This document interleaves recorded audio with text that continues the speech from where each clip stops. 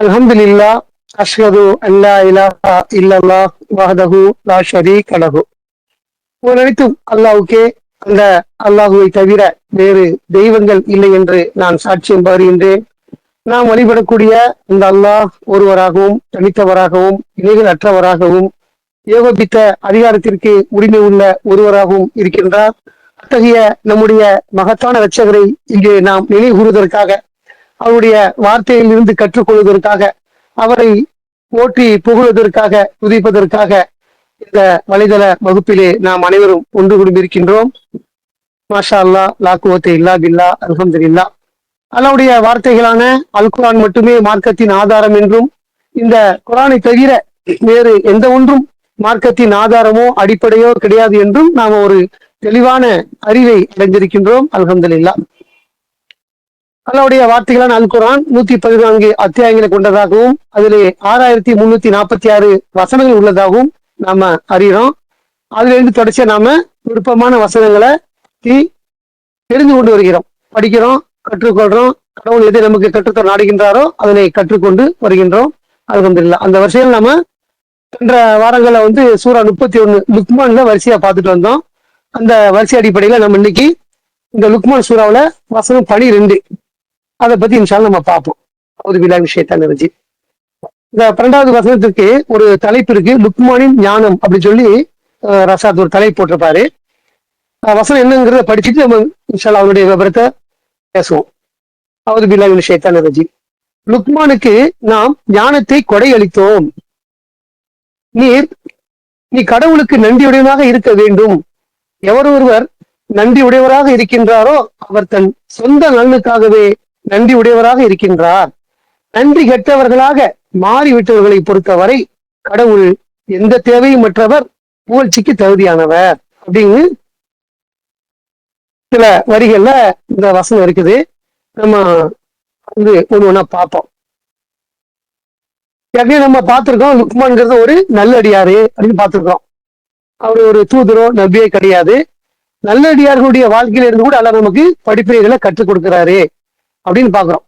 மார்க்கத்துல தூதரை பின்பற்றணும், நபிமாரை பின்பற்றணும், அல்லாஹ் சொன்ன இந்த வார்த்தைகள் உள்ள விஷயங்களை பின்பற்றணும் அப்படி நம்ம கற்று வச்சிருக்கிறோம். அதுல நபிமார்களும் தூதர்களும் மட்டும் அது உயர் அந்தஸ்துக்கு உள்ளவங்க இல்ல, அவங்கள மாதிரியே மற்ற நல்ல அடியார்களும் நம்பிக்கையாளர்களும் அந்த அந்தஸ்துக்கு இருக்கிறாங்க அப்படின்னு பார்த்தோம். இது இல்லாம இப்ராஹிம் நபி ஒரு செஞ்ச பிரார்த்தனை வச்சியும் இப்ராஹிம் நபி தன்னை விட இன்னொரு நல்லடியார அவங்களோட சேர்த்து வைக்கும்படி ஒரு பிரார்த்தனை கேட்கிறார். அந்த மாதிரிலாம் அல்லாஹ் நம்ம வழிகாட்டுதல் செய்யறாரு. அதனால நபிமாரும் தூதரும் மட்டும் அந்தஸ்து உள்ளவங்க இல்ல, ஏனைய மனிதர்களையும் நல்ல அடியாளா இருந்தாங்கன்னு சொன்னா, நம்பிக்கை இருந்தாங்கன்னா அவங்களும் உயர்ந்தவங்க தான், அந்தஸ்து உள்ளவங்க தான் அப்படிங்கிறது தான் இந்த தலைப்பை நம்ம பார்த்தோம். அதே மாதிரி அல்லாஹ் சொல்லும் போது லுக்மானுக்குன்னு சொல்றார், நாம் ஞானத்தை கொடையளித்தோம் அப்படிங்கிறார். அப்ப ஞானங்கிறது என்ன அப்படின்னு சொன்ன அன்னைக்கு பொதுவா நம்ம புத்தகங்கள்ல பார்த்து படிச்சு தெரிந்து கொள்வது ஒரு அறிவு. அது ஞானங்கிறது என்னன்னா நம்மளே உணர்றது, ஒரு விஷயத்த ஆராய்ந்து நம்ம உடல் ரீதியா, மன ரீதியா, அறிவு ரீதியா உணர்வதுதான் அந்த ஞானம். அந்த ஞானத்தை ஏனைய நபிமார்கள் இவர்கள் நல்லடியாக அடைஞ்சிருக்கிறாங்க. அதுல ஒருத்தரா இவரா அல்லாஹ் சொல்றார், லுக்மானுக்கு நாம் ஞானத்தை கொடையளித்தோம் சொல்றார், அளித்தோம் சொல்லல. ஞானத்தை அளித்தோம்னா அது நார்மல். அந்த ஞானம்ங்கிறது ஒரு மாபெரும் கொடையா இருக்குது. நம்மள யாருமே ஒரு ஞானத்தை அடைஞ்சோம்னு சொன்னா அது ஒரு மாபெரும் அல்லாஹ்வுடைய கொடையா இருக்குது அப்படின்னு அதை புரிஞ்சுக்கணும். அவர் வெறுமனே அல்லாஹ் ஞானத்தை கொடுத்தோம் சொல்லாம ஞானத்தை கொடையளித்தோம் சொல்றார். அப்ப ஞானம் என்பதே ஒரு கொடையாக இருக்குது அப்படிங்கிறத இங்க அல்லாஹ் சொல்றாரு. அது லுக்மானுக்கு வழங்கப்பட்டது. அதனால்தான் அவர் தன்னுடைய மகனுக்கு போதனை செய்யறாருல, ஞானத்தில் உள்ள விஷயம்தான். முக்கியமா நமக்கு என்ன தேவையோ இந்த உலகத்துல வாழ்வதற்கு, மறுமையில மீட்சி அடைவதற்கு அதை அங்க போதிக்கிறார். இனி வழிபாடு செய்யக்கூடாது அப்படிங்கிற விஷயத்த வரிசையா சொல்றாரு இல்லையா? அதெல்லாம் ஒரு ஞானமா இருக்குது. நாம லேசா அடைஞ்சிட்டோம். நம்ம நம்ம மார்க்கத்திலேயே சொல்லி கொடுத்து, குடும்பத்திலேயே வளர்ந்து, பெரியவங்க சொல்லி கொடுத்து, நம்ம அது இலகுவா நமக்கு இணைவெளி கூட நம்ம அடைஞ்சிருக்கிறோம். ஆனா அதெல்லாம் ஒரு ஞானத்தால் அடைஞ்ச விஷயமா நம்ம இந்த குர்ஆன்ல பாக்குறோம். அந்த அடிப்படையில லுக்மானுக்கு நாம் ஞானத்தை கொடையளித்தோம் அப்படிங்கிறார். அப்ப அந்த கொடை, நாம ஞானத்தை அடைஞ்சோம்னா அது மாபெரும் கொடையா இருக்குது. நாம நிறைய கொடைகளை அடைஞ்சிருக்கிறோம். நம்ம வாழ்க்கையெல்லாம் பழகி போச்சு. எல்லாமே நம்ம செய்யறது, பேசுறது, கேட்கறது, அறிந்து கொள்வது எல்லாமே பழகி போனாலும் இலகுவா இருக்குது. எதுவுமே தெரியாத ஒரு மனிதனுக்கு இதெல்லாம் தெரிஞ்சிச்சுன்னா அது உண்மையில கொடை தானே. அந்த கொடையைத்தான் நம்ம வேறொரு நபர் மூலமா நம்ம அடைஞ்சிருக்கிறோம். எந்த ஒண்ணும் சரி, ஒரு சாதாரணமா உண்ணக்கூடிய உணவு சமையலா இருக்கட்டும், எங்கேயும் பழகி இருக்கிறோம். இல்லாட்டி எப்படி நமக்கு தெரியும்? ஒரு பயிர் உண்டாக்கி நெல்லை அதை அவிச்சு அதை காய போட்டு அதை குத்தி மில்ல கொண்டு அரைச்சி அரிசி தனியா உம்மி தனியா எடுத்து நீ சமையல் பண்றோம். அதுல பலவிதமான உணவுகளை செய்யறோம். அந்த சாதம் மிஞ்சி போச்சுன்னா அது பிளேஸ்வரா மாத்துறோம்.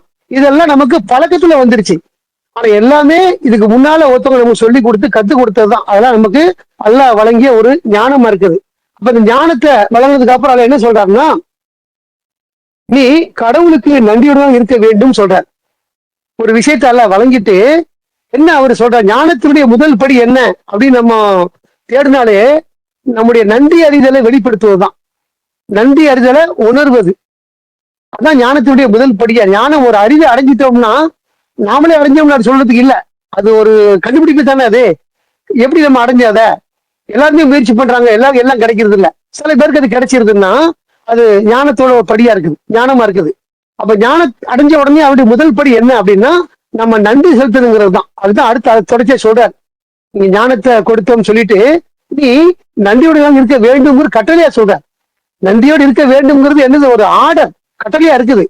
ஏன்னா அல்லாஹ் நமக்கு அவ்வளவு உபகாரம் நமக்கு செஞ்சிருக்கிறார். நம்ம வாழ்வதற்கு ஏற்ப நமக்கு இந்த பூமி அமைச்சு கொடுத்திருக்கிறாரு. சுவாசத்துக்கு ஏற்ப நமக்கு தூய்மையான காற்றை கொடுத்திருக்கிறாரு. குடிப்பதற்கு மதுரமான தண்ணி பாக்குறோம். கடல்ல மகரஜ் பாரேன், அதாவது கடல்ல கடல் தண்ணியும் உப்பும் இனிப்பும் கலந்ததே பாக்குறோம். உன்னோட ஒண்ணு ஒட்டாதுங்கிறதையும் பாக்குறோம். நீ நிறைய வலைதளங்கள் விஷயங்களை பாக்குறோம். ஆனா நமக்கு வானத்துல இருந்து பொழியக்கூடிய அந்த தண்ணியை இங்க இருந்து நீராவியா போகுது. உப்பு தண்ணி எல்லா தண்ணியும் தான் போகுது. ஆனா நமக்கு எப்படி அதை ஃபில்டர் பண்ணி கொடுக்குறாருன்னா ஸ்வீட்டா கொடுக்குறாரு. சாதாரணமா மழை எப்படி பெய்யுதுன்னா இங்க எல்லாம் நீராவி தான் போய் சேர்ந்து வருது. நம்ம சொல்றோம், பாக்குறோம், அதை அறியவும் செய்யறோம்.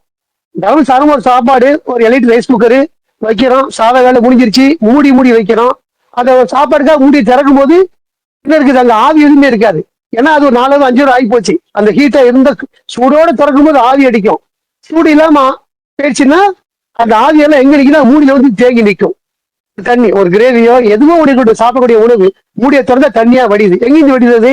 அந்த ஆவிகள் தான் அங்க போய் மேல தங்கிச்சு. இப்படி புரிஞ்சுக்கிறோமா இல்லையா? அதே மாதிரிதான் மலைகள் இங்க இருந்து நீராவியா போகக்கூடியதெல்லாம் மலைகளா தென்னீரா மாறுதுன்னு. அது என்ன தண்ணியா இருந்தாலும் அல்ல இனிப்பான ஒரு மதுரமான தண்ணியை நமக்கு அடிச்சிருக்கிறார். இன்னைக்கு நம்ம எவ்வளவு தேவைகள் இருக்குது, தண்ணீருடைய தேவைகள் எல்லாம் நம்ம நிறைவா அதை அடைஞ்சிருக்கோம். அது அல்லாவுடைய பெரும் கொடையா இருக்குது. இன்னைக்கு சில நாடுகள்ல பாக்குறோம், ஆப்பிரிக்கா, எத்தியோப்பியான்னு ஒரு வலிமையான நாடுகள், அங்கெல்லாம் மணலை தோண்டி கடுமையான முறையில் தண்ணி எடுக்க முயற்சி பண்றாங்க. அது தண்ணியை பார்த்தா மஞ்சேன்னு இருக்குது. அதை பார்த்தாலே நமக்கு மோசம் நிற்கிறோம். ஆனால் குடிக்கக்கூடிய மக்கள் இருக்கிறாங்க. அந்த மக்களுக்கு மத்தியில் நம்ம ஆக்கி வச்சிருக்கிறாங்க. எவ்வளவு பெரிய கூட பாருங்க. நம்ம என்ன எதிரே குறைஞ்சிருக்கிறோமா நம்முடைய வாழ்க்கையில? நாம என்ன செய்யறோம்? நமக்கு மேல உள்ள மேல்நாடை பார்த்து ஆசைப்படுறோம். அது மாதிரி இது இல்லையே அப்படின்னு. இதுவே சிறப்பு தான் சொல்ல போனா.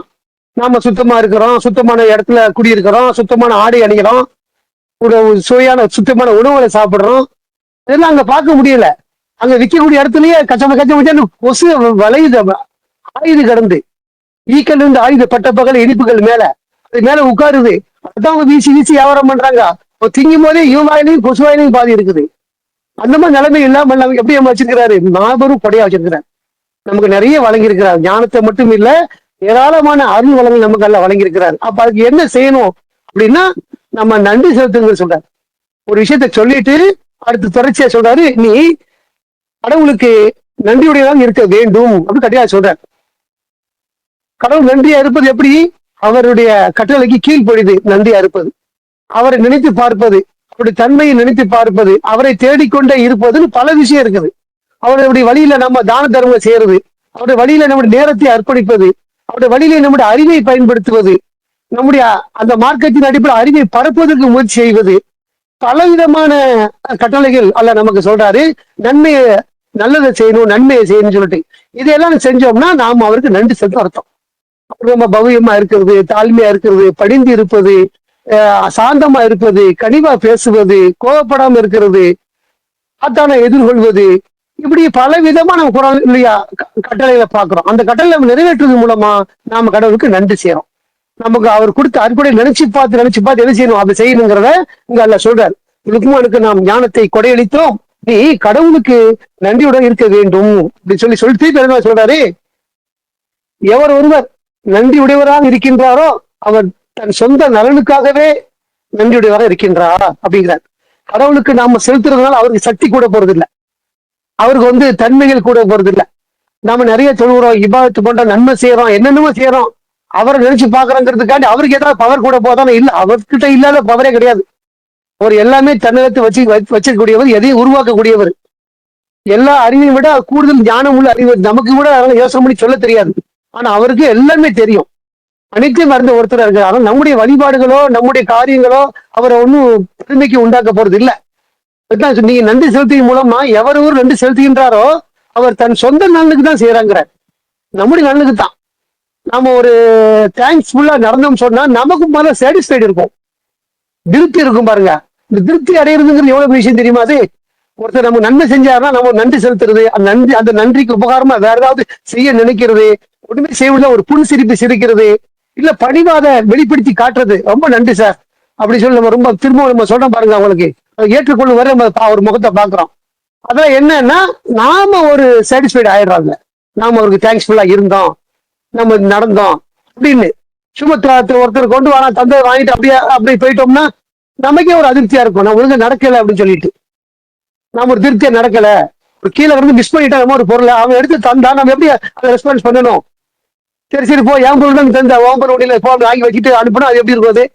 அந்த மாதிரி மனிதர் இருக்கிறாங்க. அதுக்காக சொல்ற அந்த விஷயத்தை சொல்றேன். பல விதமா எப்படி இருக்கிறாங்க. நன்றி உணர்வுங்கிறது கடவுளுக்கு பயந்தவங்க அப்படி நன்றி செலுத்துவாங்க. கடவுளை ஏற்றுக்கொள்ள செய்வான், ஏமாட தான் எடுத்து கொடுத்தா அப்படின்னு சொல்லி வாங்கி ஒண்ணுமே சொல்ல மாட்டான். அது ஒரு பழக்கத்தை இருக்காது. தேங்க்ஸ் சொல்ற பழக்கம், நன்றி செலுத்துற பழக்கம், அதை உணர்வு வெளிப்படுத்தக்கூடிய பழக்கமே இல்லாம இருக்கும். இது எதுக்கு நன்மைன்னா நமக்கு தான் நன்மை, ஆன்மாக்கு நன்மை, உணர்வு நம்முடைய உடம்புக்கு நன்மை. ஒருத்தர் தேங்க்ஸ்ஃபுல்லா இருந்தோம்னா அது மாதிரி கடவுள் நமக்கு ஏராளமா நமக்கு வழங்கி இருக்கிறாரு, அது நன்றி செலுத்தி கூட இருக்கணுங்கிறத இந்த 2வது வருஷத்துல இந்த 2வது வரியில பாக்குறோம். எவர் ஒருவர் நன்றியுடையதாக இருக்கின்றாரோ அவர் சொந்த நலனுக்காக, நமக்கு தான் நலன் சொல்றாரு, நிறைய வார்த்தை நல்லா சொல்றாருங்க. எவர் நன்றியுடைய இருக்கின்றாரோ அவர் சொந்த நலனுக்கு தான், நம்முடைய நலனுக்கு தான், நம்முடைய ஆத்மாவுக்கு தான் அது பலமாவுது அப்படி இருக்கின்றார். அதே சமயத்துல நன்றி கெட்டவர்களாக மாறி விட்டவர்களை பொறுத்த அப்படி இருக்கு. அதான் நல்லா சொல்றாரு இந்த இடத்துல. எல்லாருமே அப்படி இருக்க மாட்டாங்க, நன்றி கெட்டவர்களா இருப்பாங்க, நன்றி மாறி இருப்பாங்க அப்படின்னு சொல்றாரு. எவர் ஒருவர் நன்றி கெட்டவர்களாக மாறி விட்டவர்களை பொறுத்தவரை, நன்றி கெட்டு மாறி விட்ட பொறுத்தவரை கடவுள் எந்த தேவையும் அற்றவர். பொறுத்த வரைக்கும் நன்றி கெட்டவரை பொறுத்த வரைக்கும் தேவை இல்லை. நன்றியா அவன் இருந்தான்னா அது அவனுக்கு நன்மை. நன்றி செலுத்தலைன்னா கடவுளுக்கு எந்த இதுவுமே இல்லை, கடவுளுக்கு எந்த இது குறைஞ்சு போறதே இல்லை அப்படிங்கிறத நம்ம அல்லாஹ் நமக்கு சொல்றாரு. அவனை பொறுத்த வரைக்கும் அல்லாவுக்கு எந்த தேவையுமே இல்லை அவனை பொறுத்த வரைக்கும். அதே சமயத்துல அவர் புகழுக்கு தகுதியா இருக்குதுன்னு சொல்ற. இவன் நன்றி செலுத்தி தான் புகழுக்கு உண்டாக்கணுமானா அப்படி இல்லை, ஆல்ரெடி அவர் புகழுக்கு உரியவர் தான். ஆனா அவர் ஏராளமான படைப்புகள் படிச்சிருக்கிறாரு, அவருடைய படைப்புகள் அவர் துய்த்துக்கிட்டு இருக்கு. மலக்குகள் முதற்கொண்டு அனைத்து படைப்புகளும் அவரை வானத்திலும் பூமியிலும் துய்த்து கொண்டே இருக்குது. ஒரு ஆல்ரெடி புகழுக்கு உரியவர் தான். இவன் நன்றி செலுத்தாததுனால எந்த வகையிலும் குறைஞ்சு போறது இல்லைங்கிறாரு. அப்ப இது யாருக்கு நன்மைன்னா நாம தான் யோசிக்கணும். நன்றி செலுத்துவதன் மூலமாக அது நம்ம ஆன்மாக்கு தான் நன்மை. கடவுளுக்கு நன்றி செலுத்துறோம். இன்னும் சொல்லப்போனா அவன் நிறைய தருவது சொல்றாரு. எந்த அளவுக்கு நீங்க நன்றி செலுத்துறீங்களோ அந்த அளவுக்கு நான் அதிகம் தருவேன்கிறார். நம்ம அதிகமான பாவ மன்னிப்பு கேட்கறது மூலமா நம்ம அதிகமா பெறுறோம். அது பாவம் ஏன் கேட்கிறோம்? நம்ம செஞ்ச தவிர நமக்கு அதை நினைச்சு கேட்கிறோம்.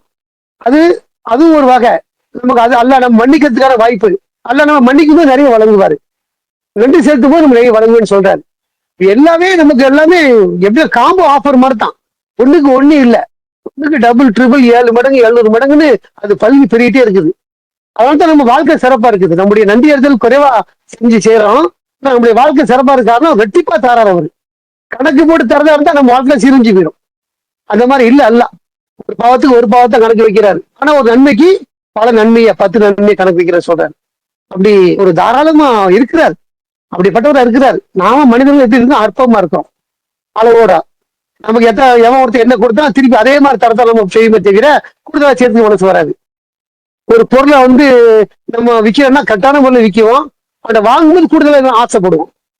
எடை போடுறா மீன் 1 கிலோ மீன் 1 கிலோ மீன் கரெக்டா இருந்தா 1000 தான் மனசு நமக்கு என்ன ஆகாது, சாட்டிஸ்ஃபைட் ஆகாது. கரெக்டா போட்டா சாட்டிஸ்ஃபைட் ஆகணும்ல, ஏன் ஆக மாட்டேங்கு? கூடுதல் வாங்க ஆசைப்படுறோம். நம்ம அவ்வளோ அற்பமா நம்ம இருக்கிறோம். அதை நம்ம முத்தபில பாக்குறோம்.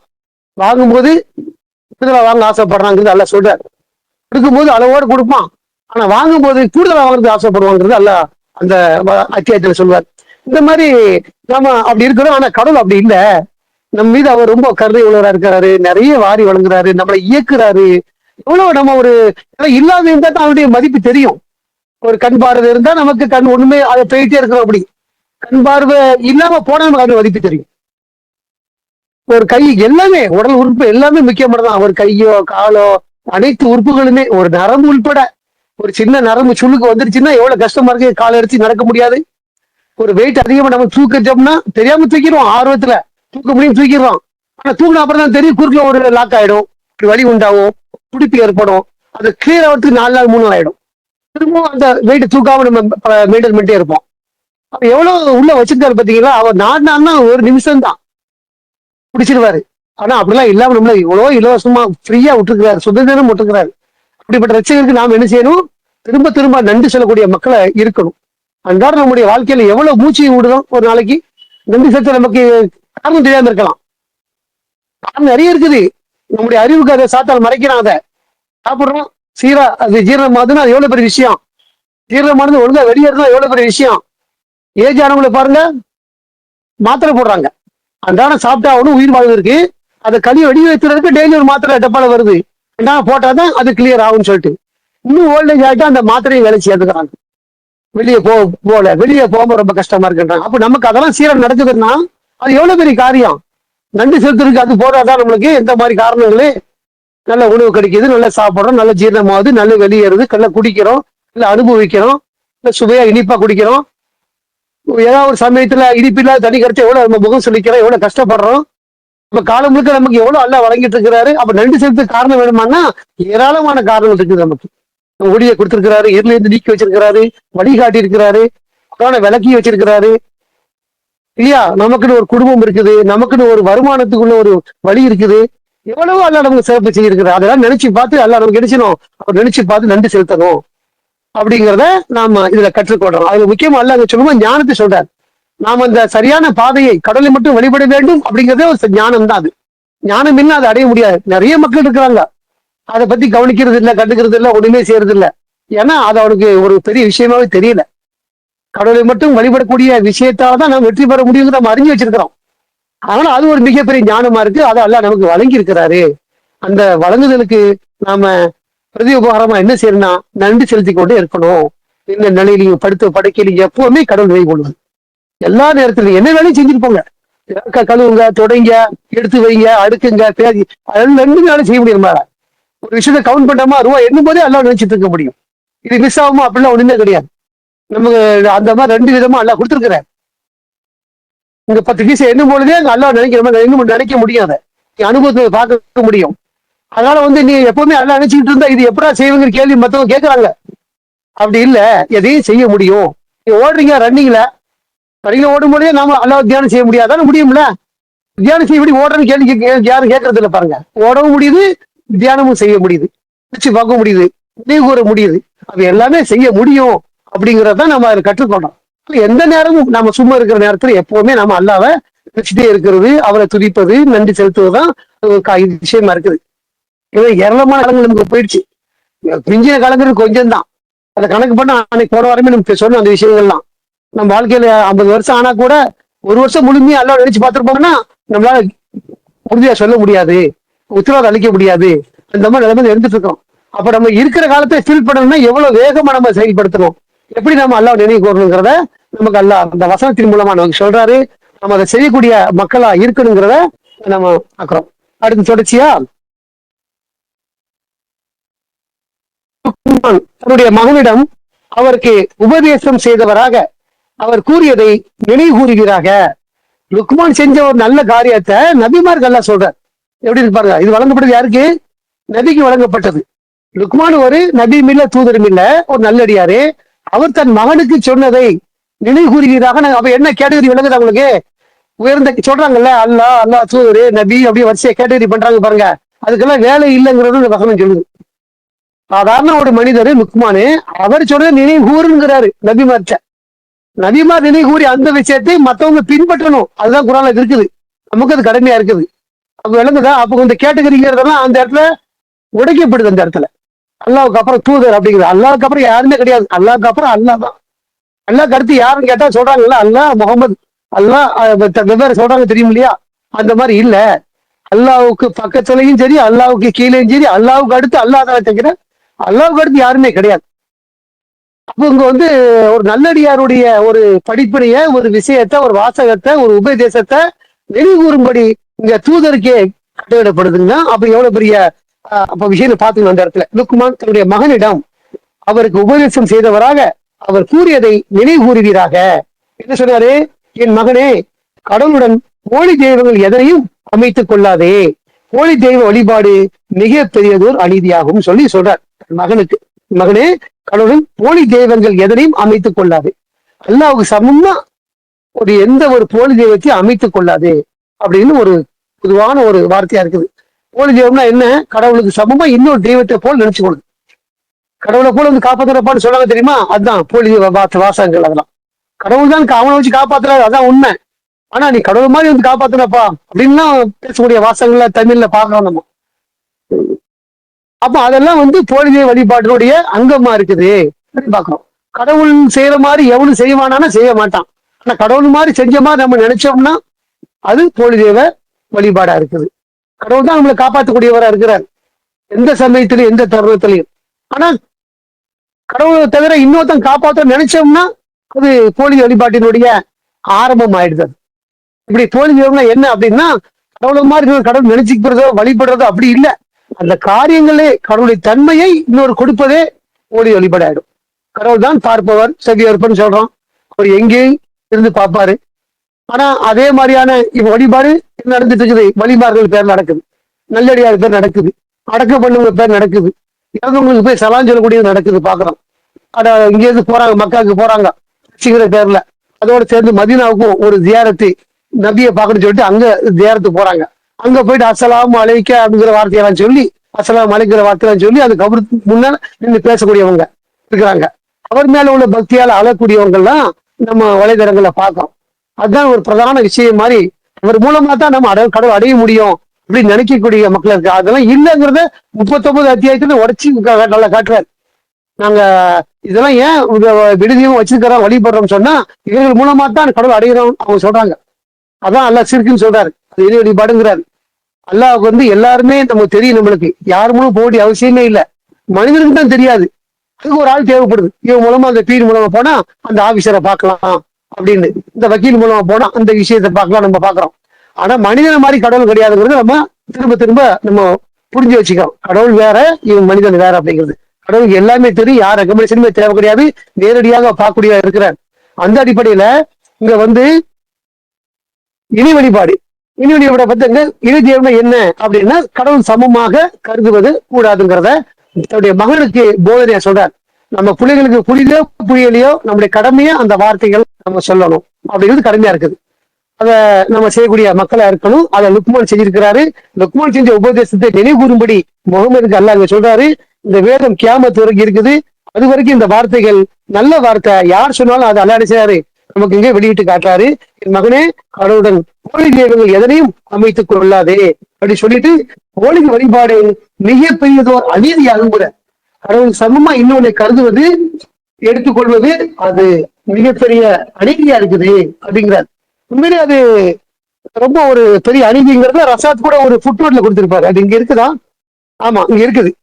அதுக்குள்ள விஷயத்த 30:13 ஒரு குழந்தைய மேல அக்கறை எடுத்துக்கிறோம். ஒரு குழந்தை ஒரு பெத்தெடுக்க முன்னால நிறைய சிரமங்கள் அந்த தாயை பத்தி அல்ல சுமன் சுமைக்கு மேல சுமை. இங்கே வரும் அந்த வசனம். அந்த அதனாலே அந்த வசனம் அடுத்த வசனமே இருக்குது. சுமைக்கு மேல சுமை சுமப்பதை அல்ல சொல்லுவேன். பொதுவா நம்ம உடம்பு 60 கிலோ 70 கிலோ இருக்கிறோம்னா நம்ம வெயிட் நமக்கு எதுவும் தெரியாது. நம்ம கையெடுத்து 5 கிலோ கறி இருக்கும், லெப்ட் ரைட்டு. ஆனா அந்த 5 கிலோ கறி வெயிட் நமக்கு தெரியுதாங்கிறது தெரியாது நம்மளுக்கு. அதே சமயத்துல அதே மாதிரி அல்ல அங்க சொல்ல, உடம்புக்குள்ளே உருவாக்கக்கூடிய அந்த கணத்துக்கு மேல் கணம் சொல்றது மூலமா அந்த கணம் அது கூடுதுன்னு சொல்றாரு, கூட்டிக்கொண்டே போகுதுன்னு சொல்றாரு. இதை பத்தி அந்த பெண்கிட்ட தான் விசாரிக்கணும் அந்த விஷயத்த.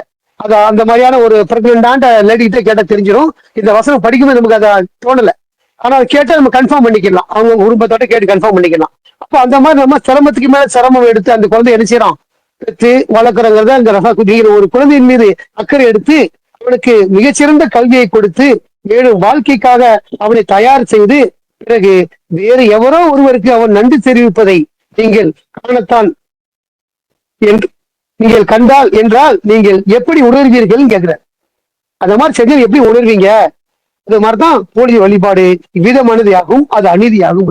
நாம பெத்த புள்ள நம்ம ரொம்ப சிரமப்பட்டு அது 2.5 வயசு வரைக்கும் பால் ஊட்டி அதை ரொம்ப பாதுகாப்பா வளர்க்கணும். வளர்க்கறது என்னன்னா நம்ம கண்காணிப்பு இருக்கும். இந்த பிள்ளைங்க ஒரு குழந்தை பெத்த உடனே அது கையில இருக்கும், மடியில இருந்தா மடியில இருக்கும், ஒண்ணு சேர்ந்த பெட்ல போட்டு போயிடுவான்.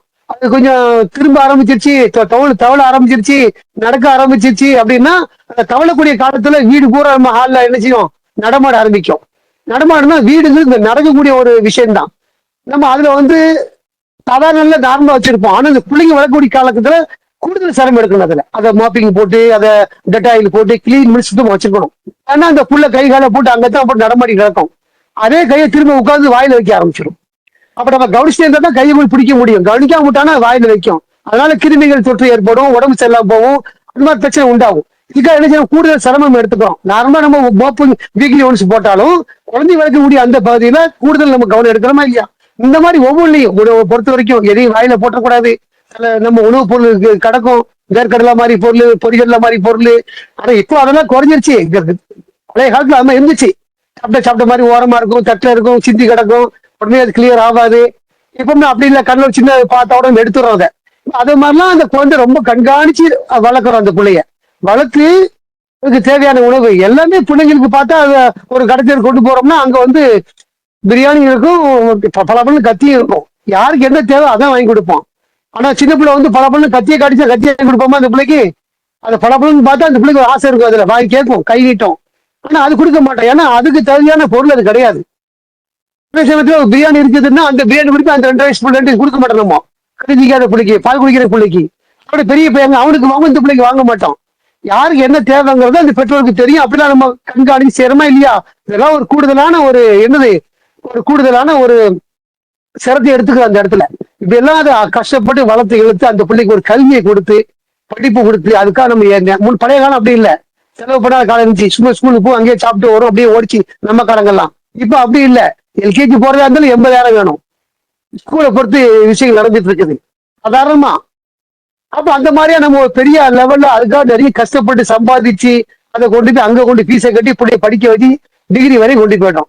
10th முடிச்சு +2 முடிச்சு டிகிரி வாங்கி அவன் நல்ல ஒரு வேலையும் வாங்கி கொடுத்து இந்த வேலைக்கு போயிட்டு கூடிய பையன் சம்பாதிக்கக்கூடிய காலத்துல தாய் தகப்பனை கவனிக்காம வேற யாருக்கோ நன்றி செலுத்தி கொண்டிருந்தால் அப்படின்னா இன்னைக்கு பார்க்கணும். நம்ம அதை நிறைய பேர் குடும்பங்களோட இருக்கிறது இல்ல. மனைவி மக்கள் வந்ததுக்கு அப்புறம் தனித்தனியா அவங்க போக்குறது பாக்குறோம். அவங்க செலவுக்கு பெரிய செலவா இருக்குன்னு இவங்களை பெற்றோரை விட்டு கொடுக்கறத பாக்குறோம். இதெல்லாம் நிறைய நடக்கும்போது அது எவ்வளவு பெரிய அநீதி அப்படியே நீங்க உணர்றீங்கன்னு கேட்கிறார். அந்த விஷயத்த ரசாத்துங்க ஃபுட்வேர்ல கொடுத்துருக்காரு. அந்த மாதிரி பெற்று வளர்த்து படிக்க வச்சு நல்ல ஒரு வேலைக்கு போனதுக்கு அப்புறம் சம்பாதிக்கும் போது தானே கவனிக்கணும். அப்ப அவன் கூட இல்ல அப்படி சொன்னா அது எவ்வளவு பெரிய அநீதியா நீங்க நினைப்பீங்க. அது மாதிரிதான் நீங்க உங்க ரட்சகருக்கு நீங்க இணை வழிபாடு செய்யறதுங்கிற சொல்றேன். நம்மள ஒரு கருவில இருந்து உருவாக்கி சதை பிண்டமாக்கி குழந்தையா உருவாக்கி வெளியே கொண்டு குழந்தையா இருந்து வாலிபமாக்கி வைதிகமாக்கி வளர்த்து வச்சிருக்கிறாரு, எல்லாம் இவ்வளவு காலம் வச்சிருக்கிறாரு. ஆனா அவருக்கு நாம நன்றி செலுத்தாம அவருடைய அடியார நாம தூக்கி பிடிச்சிட்டு இருந்தோம்னா அது எவ்வளவு பெரிய தவறு அப்படிங்கிறத புரிஞ்சுக்கணுங்கிறத அங்க லுக்மான் ஒரு சின்ன ஒரு வார்த்தையில நமக்கு சொல்றாரு. இத ஏராளமான வகையில நமக்கு அதை பார்ப்போம் இன்ஷா அல்லாஹ். ஆக இணை வழிபாடு கூடாது நமக்கு லேசா தெரியும், என்ன வகைங்கிறத ரஷாத் ஒரு சின்ன ஒரு குறிப்பூலமா விளக்குறாரு. அது மிகப்பெரிய உதாரணமா இருக்குது. இந்த மாதிரி உதாரணம் அடிக்கடி நினைச்சு பார்க்கணும். அந்த அடிப்படையில் நம்ம அல்லாவுக்கு ஒருபோதும் இணை வழிபாடு செய்யக்கூடாது நீயத்து இருக்கணும், என்ன இருக்கணும். அப்படிதான் நமக்கு இடைவெளி தெரியும். நம்மளுக்கு இந்த எண்ணம் இருந்தா தான் நமக்கு அல்லா காட்டுவாரு. நமக்கு என்னமே இல்லைன்னா நீ சேர காலம் இணை வழிபாடு என்ன நமக்கு தெரியாது. அப்படிதான் பல காலம் இருந்திருக்கிறோம். எல்லாமே மோலத்து கிதாபு அது இது செலவாத்துன்னு ஓதணும். நம்ம அதை ஏன் அறியல? இணை வழிபாடு செய்யக்கூடாத விஷயம் தெரியும் நமக்கு. அல்லாவுக்கு சமமாக எதையும் கருதக்கூடாது, அல்லாஹ் வழிபடுற மாதிரி யாரையும் வழிபடக்கூடாது, அல்லாஹ் புகழ்வது போல யாரையும் புகழக்கூடாது நமக்கு தெரியாது. எதையோ செஞ்சுட்டு கடந்தோம். ஆனா இன்னைக்கு அந்த வார்த்தை அல்லாஹ் அங்க தெளிவா அங்க சொல்றாரு, இணை வழிபாடு செய்யாதீங்க, அது மாபெரும் அநீதி. அப்படி சொல்லும் பொழுது அதான் மனசு ஆழமா பதிவிச்சோம்னா ஒருபோது செய்யக்கூட முடிவு எடுத்தோம்னா நாம செய்யக்கூடிய தவறுகள் நமக்கே அது வெளிச்சம் போட்டு காட்டப்படும். வாய்ப்பு இருக்குதுங்கிறத சொல்றேன். இன்ஷா அல்லாஹ் நம்ம தொடர்ச்சியா மற்ற வசனங்களை பார்ப்போம். நம்ம எதை குரான் கற்றுக்கொண்டோமோ அதை வாழ்க்கையில பின்பற்றுவதற்காக நமக்கு அருளும் கிருபை செய்வாராகன்னு பிரார்த்தனை பண்ணுவோம். வார்த்தையின் பூ நினைத்தும் அல்லாவுக்கே மாஷா அல்லா லா குவத்தை இல்லா பில்லா. அல்ஹம்துலில்லாஹ். ஸலாமு அலைக்கும்.